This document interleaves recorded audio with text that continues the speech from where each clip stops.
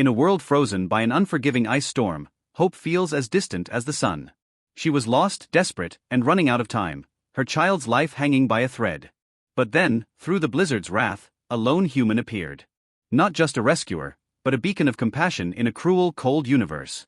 This is the story of survival, trust, and the unexpected kindness that changed everything. The sky above had turned into a swirling tempest, an angry whirl of ice and snow that seemed to claw at the world itself. The wind screamed like a wild beast unleashed, tearing across the barren tundra, carrying with it flakes of frozen death. The temperature plunged rapidly, colder than any living creature had ever endured, turning breath into frost that shattered in the biting air. Lyra struggled forward, one agonizing step after another. Her limbs were heavy with cold, her fingers numb and swollen, barely able to grasp the worn strap that held her child close to her chest. The child's small form was wrapped in threadbare cloth, its warmth fading like a candle flickering in a gust. The storm had come without warning. One moment, the sky had been a dull gray, the next, an avalanche of ice and wind. They had been moving toward the last known human outpost, a beacon of warmth and safety in a hostile world, but now that hope was all but gone. The others from her group were nowhere in sight. Scattered by the storm's fury, they had become lost, separated, and vulnerable. Lyra's thoughts raced as fast as her failing breath. She was a refugee from a distant war-torn planet called Zephyra, a world ravaged by endless conflict and environmental collapse. She had escaped the ruins of her home on a stolen ship, her destination unknown, seeking sanctuary in this new, cold planet named Terrace Prime. But the planet was unforgiving. Where she had once hoped to find peace, she now found only isolation and danger. She had never imagined the storm would be so cruel. Her species, tall, slender beings with translucent skin that shimmered faintly in sunlight, were ill-adapted to such brutal cold. Zephyra's climate had been temperate, and their technology advanced enough to shield them from many hardships.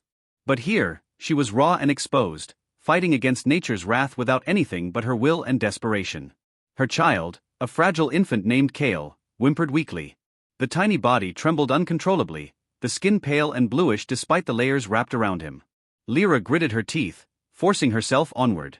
Each step was agony, frostbite was already setting in, her toes and fingers feeling numb and useless. Yet she could not stop. Not now. Not ever. She paused briefly to scan the horizon. The blizzard had transformed the world into a monochrome wasteland of white and gray. Visibility was almost zero. The last beacon of light, a small dim point that might have been a distant outpost, was swallowed again by the swirling snow. "I have to find shelter," she muttered through chattering teeth. "For Kale's sake." The wind whipped at her hair, biting and merciless. She pulled her hood tighter, shielding her face from the stabbing cold. Memories flashed through her mind, images of Zephyra before the fall, vibrant cities suspended above crystal lakes, children laughing in sunlight, families gathered in warmth and love. Now all of that was gone, a ghostly dream lost to time and war. Her heart ached, but it fueled her determination. Suddenly, a sharp crack echoed through the storm. Lyra froze, every nerve on edge. Was it the ice breaking? Or something worse? Her eyes darted wildly, searching for the source. A silhouette moved faintly in the distance, barely visible through the swirling snow. She instinctively shielded Kale and called out, voice hoarse and desperate. "Hello? Is someone there?" For a moment, there was only silence, then a faint response, a low, steady crunch of footsteps approaching. The figure emerged, a human man, clad in heavy insulated gear, his face partially covered by a thick scarf and goggles. His eyes, sharp and alert, locked onto Lyra's form. Without hesitation, he extended a gloved hand, his voice calm but urgent. "You're in serious danger out here. Come with me, there's shelter not far." Lyra hesitated, unsure if she could trust this stranger. But the cold was merciless, and hope was a rare commodity. With trembling hands, she accepted his offer. Together, they moved toward a small portable heat dome, glowing softly with energy. The device pulsed with warmth, a shield against the storm's deadly chill. Inside the dome, the air was thick and warm, filled with the faint hum of machinery. Lyra sank to her knees, clutching Kale as the child's breaths deepened. Tears slipped down her frozen cheeks. For the first time since the storm began, she felt safe. The man removed his goggles, revealing a face weathered by hardship but softened by kindness. "My name's Ethan," he said simply. Over the next hours, Ethan tended to Kale, using a compact medical kit to warm the infant and check for frostbite. Lyra watched in awe and gratitude. Here was a human, an alien to her world, who showed compassion without hesitation. Her species had faced countless betrayals and cruelty since arriving on Terra's Prime. Humans were often hostile, seeing aliens as threats or experiments. But Ethan was different. His eyes held no fear or judgment, only empathy. They talked quietly as the storm raged on outside. Ethan shared stories of his own life on Terra's Prime, once a miner, now a wanderer helping those caught in the planet's brutal elements.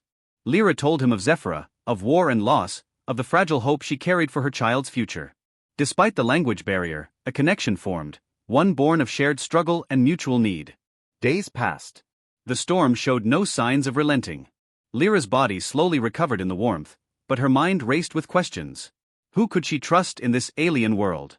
Would Kale survive? Could she build a future here, or was this just the beginning of another endless fight? Ethan offered to guide her to a hidden settlement, a place rumored to be a sanctuary for refugees like her. It's dangerous, he warned. But it's better than wandering the storm. Together, they prepared for the journey. Lyra wrapped Kale carefully, steeling herself for the unknown. As they ventured out, the wind howled like a beast hunting its prey. The landscape was treacherous, ice-covered cliffs, deep crevices, and frozen rivers blocking their path. Yet Ethan's knowledge of the terrain was invaluable. He navigated with skill and confidence, never letting Lyra fall behind.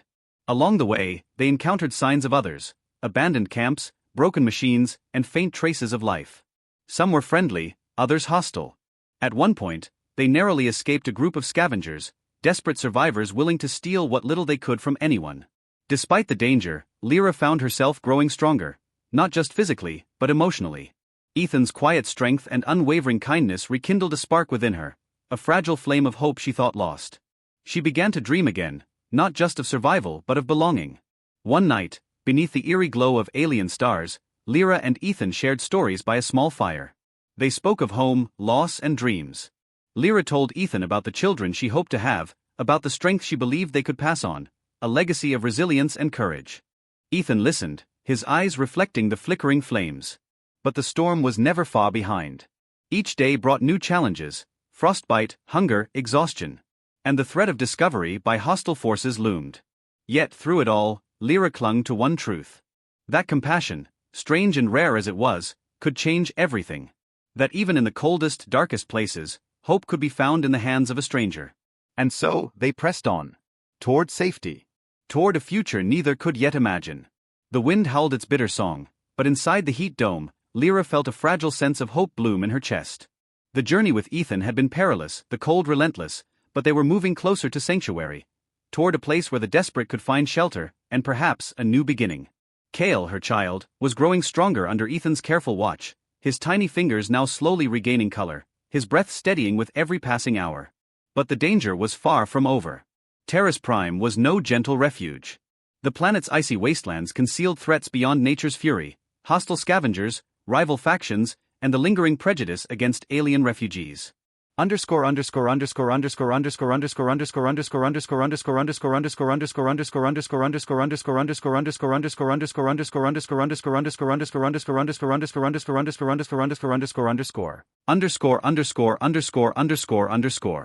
Ethan moved with a quiet confidence, scanning the frozen landscape ahead.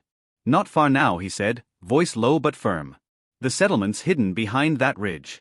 It's old, but it's protected. People there understand what it means to survive. Lyra nodded, clutching Kale close. Each step was a test of endurance, but with Ethan by her side, she felt a strength she hadn't known in months. His presence was steady, a shield against the despair that threatened to consume her. As they crested the ridge, a small cluster of buildings came into view. The settlement was built into the jagged cliffs, structures reinforced with metal scraps and powered by salvaged energy cores. Smoke curled from chimneys, a sign of life and warmth. They